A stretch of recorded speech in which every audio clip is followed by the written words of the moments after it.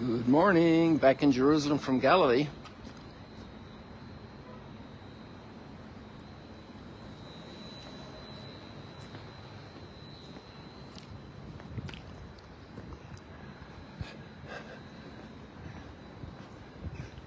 It's good to be in Jerusalem. For a few days we didn't see the mountains of Moab, and now they're very clear at this moment.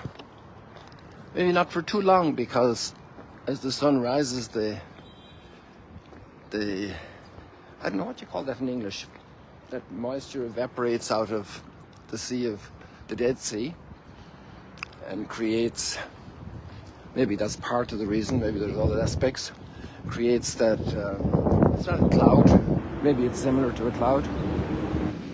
I'd have to renew my physics there.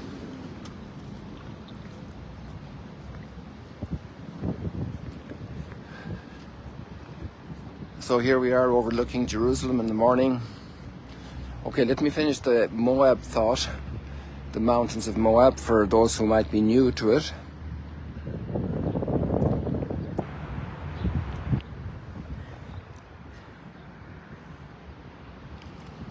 I'm just going to zoom in for you. Maybe it was for groups, maybe we were able to see it ourselves, but you see the top, the cross on the tower of the Redeemer Church of the Lutherans, the flag there beside it, which is not belonging to it at all. This flag is actually belonged to this tower here with the Franciscans. So you can see that cross on top of the Lutheran tower marks the level of the plains of Moab in Jordan. We're looking into Jordan from here. And it goes all the way south on the eastern side of the Dead Sea. The Dead Sea is this side of there. We're closer to the Mediterranean. And let's see if we can't really see the dome of the rock now because the sun has gone too high on me. There we are. You can actually see a little bit. If we just separate it out from the sun.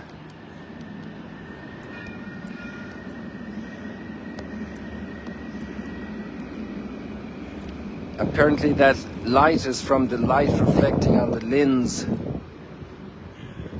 Somebody explained that to me yesterday or 2 days ago.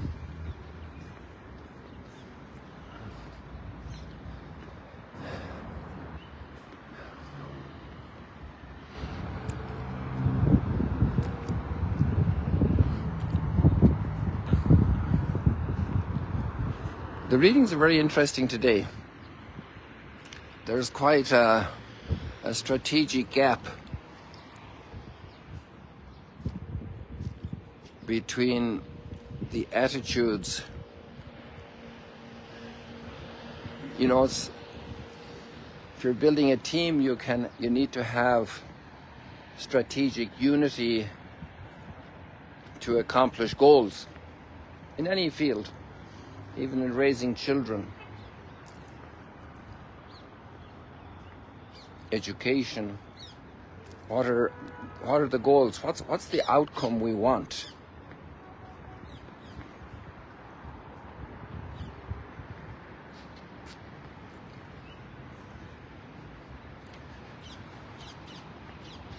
And if we contrast the two visions of what we want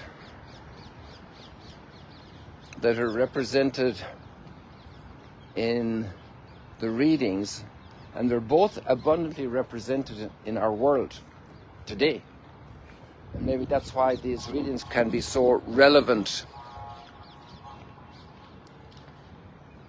to capture issues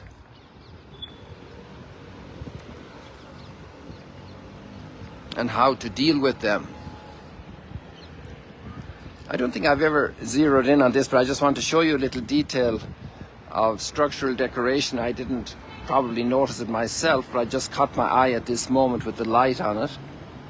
Look at the way this corner of the building is finished. The two pillars and the two arched windows. And then look at the frieze, the decoration on the on top of the pillars of the columns, and then on top of the wall under the roof. Well, it's actually just a wall, because right behind it you could stand.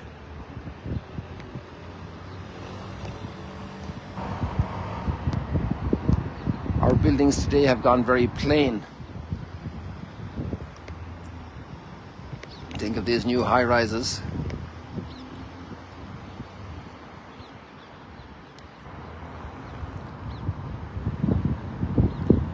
I remember visiting some of the older, let's say 100-year-old buildings in the States, and they looked almost like churches in terms of space. Grand Central Station, or in Buffalo, New York. I had to travel a lot in my work, in my ministry, preaching, visiting people, and the buildings are majestic. And we have made very simple buildings. There's also virtue in simplicity, but there's also wonderful riches of heart and spirit and thought and imagination and ability in works of art.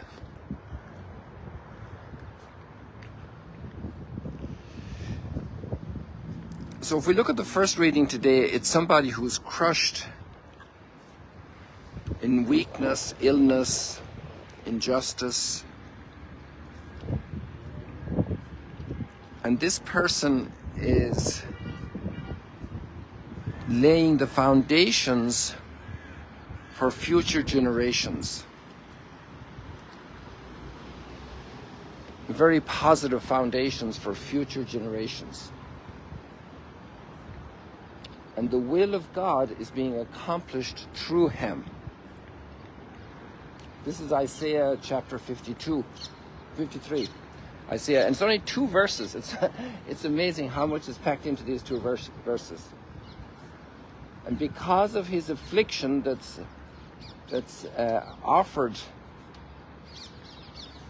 he shall see the light in fullness. Right now we're seeing a lot of light, but actually we're not seeing it in fullness yet, because there's a lot of areas here we can't see. But let that sun go up here on the zenith, and we'll see all the city in great detail. The glorious city of Jerusalem.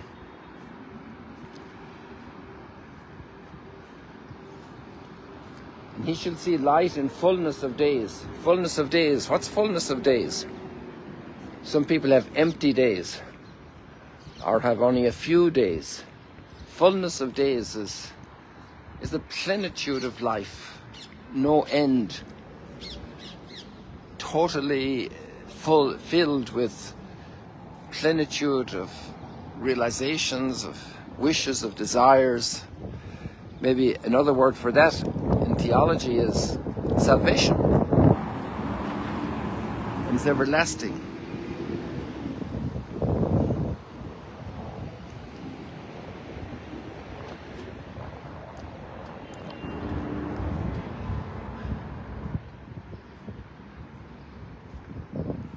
Through his suffering, my servant shall justify many. And what's he doing? He's bearing their guilt.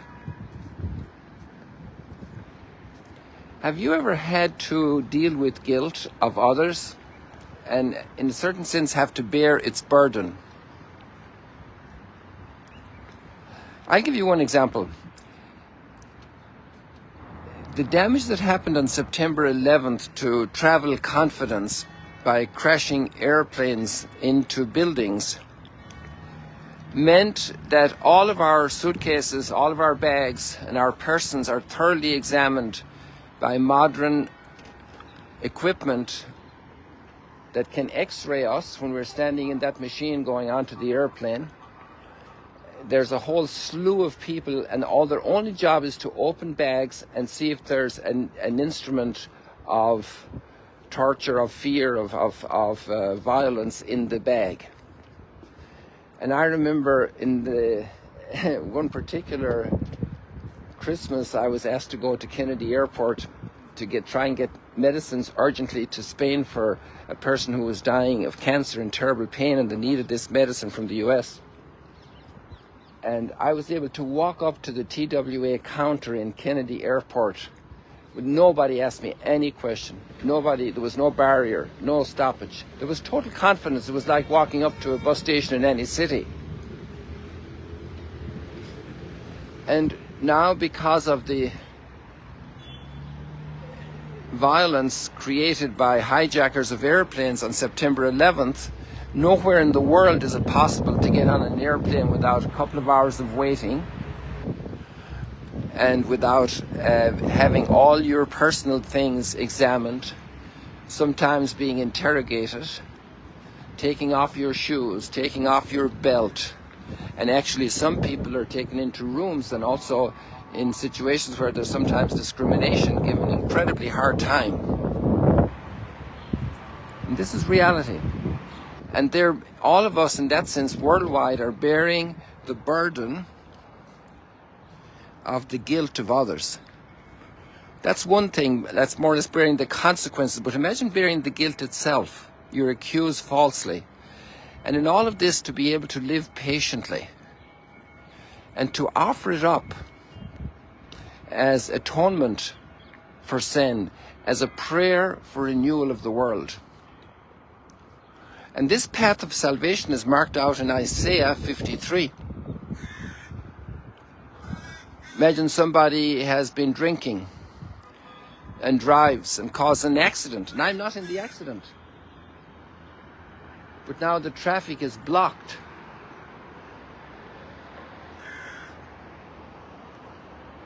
And I'm held up for 2 hours in traffic because of somebody's horrible thing, and other people are being rushed to the hospital, and some care workers and doctors are taken away from other services they're doing for less emergency cases, and they have to rush out to this accident scene to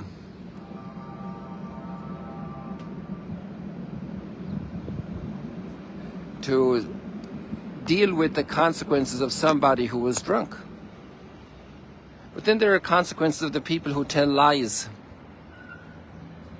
And there are the consequences of people who insult others.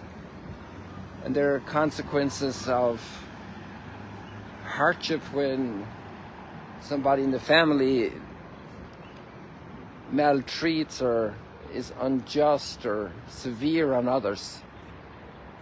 Or when parents relinquish responsibilities and abandon their responsibility and don't educate their children because it's too hard and they didn't fulfill their responsibility, and now this child is doing all kinds of terrible things in school, disrupting class. And today we have a lot of dysfunctionality and disruption, bearing the guilt of others, bearing their burden. There's also a lot of accusation of people. People are being accused of the sins of their forefathers, of their earlier generations. And just because you're in a certain type of area where you're living, because of the color of your skin, because of the language you speak, because of the race to which you belong, you're burdened with the guilt by association, and you are accused and you're bearing the guilt. Now let's fast forward about 600 years, 6 centuries, and there's a group of people walking toward Jerusalem. And they feel they're with the guy that's going to change all the problems of the world. He's the candidate. He's going to be elected. He's going to be lifted up. He's going to bring the solution for the world. They're getting that. And they say, we want to be at your right and at your left. This is James and John. We want that position of dignity, of importance, of recognition. We want to be power players. We want to be power brokers.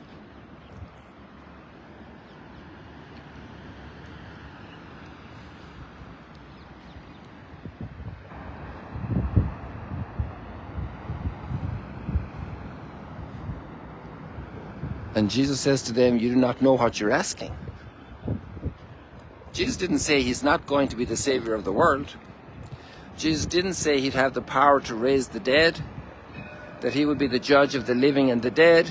He said, you guys don't know what you're asking for. You need to get with it. There's a big strategic gap between the path of salvation marked out in Isaiah and the path that you want. You want a path to a power position, to pull levers, to be the power broker, to condemn, to judge, to rule. It's like a game of Lego or something. The transformation of human life has a different path. It's a path of patience, a path of humility, a path of kindness. And if we look at the psalm, it's wonderful. 3 times the word kindness is mentioned in the psalm. Psalm 33.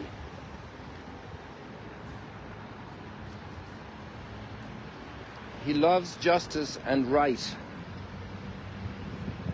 Of the kindness of the Lord, the earth is full. See, the eyes of the Lord are upon those who fear him, upon those who hope for his kindness, to deliver them from death, to preserve them in time of famine, in spite of famine. And then we go down to the next section, and it says, our soul waits for the Lord. May your kindness, O Lord, be upon us. The path of salvation isn't by power brokering. And it's important to participate in elections and to study the principles people have, what their priorities are, what the foundations of their thought is, what their reasonable prediction and possibility of service is, public service, and to make good decisions. So it's important that people are in power. There is power to be dealt with, and it's inevitable that somebody will exercise it. And in democracies, people have a say in that. In absolute monarchies centuries ago, there was no say. In dictatorships, there's no say. Under despots, there's no say in the power. So while there is power available to have a voice, use it. But what's the hope for the world? In the States, I often heard an expression, salvation doesn't come on Air Force One, the aircraft of the president. Salvation doesn't come on Air Force One. Well, God can bring salvation through everybody. You know, I will finish up with 2 little thoughts about all of this.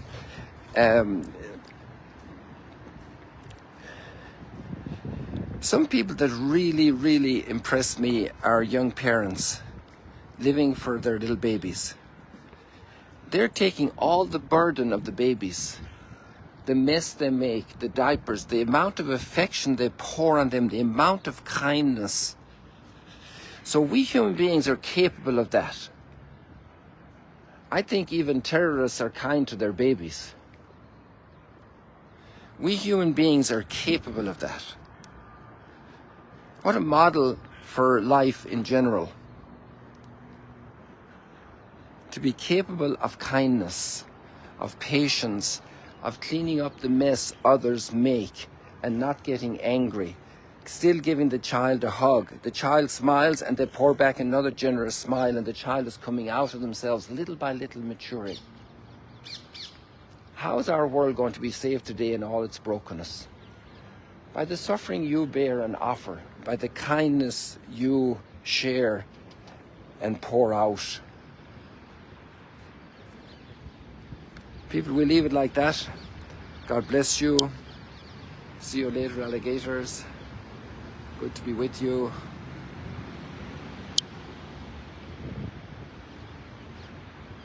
Greetings and blessings from Jerusalem.